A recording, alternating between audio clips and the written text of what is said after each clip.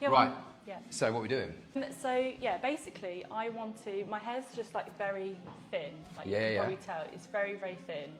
And I was just thinking, in order to make it look thicker, Yes. and I want to cut it shorter. So I was thinking either like collarbone or a bit, a bit shorter than that. Okay. Yeah. So like bob kind of level. Yeah, bob level. Yeah, absolutely. So it's really about just sort of thickening it, and yeah. creating like a bit more of a weight to it in that sort of way. Yeah. So what do you normally do to it when you get it cut?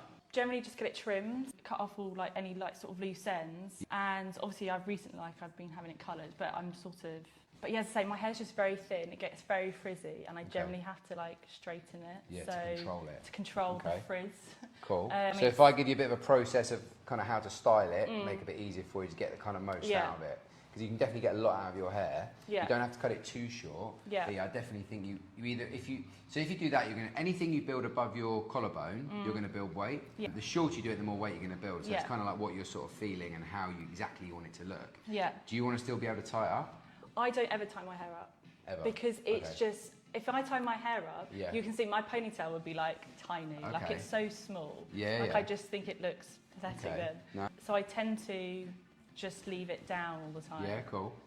Because you could do, like, what would be quite nice, you could do a little bit of shape through the front, very softly, which will still keep weight in it, and then you've got like one of those really cool little like soft, small, like that would be nice to look, but then it's how you feel, I guess. But the option is there even if you take it shorter, so I'll talk you through that. Have you got images of kind of haircuts you like? I did look at Pinterest on my... Just so I can gauge where you're at. So like these were the sort of lengths I've looked at, like that sort of... Nice. Really nice, yeah, cool. Yeah, it's a kind of like because some of them they're so varied. That's the thing. Yeah. Because like that's almost like a long bob. Yeah.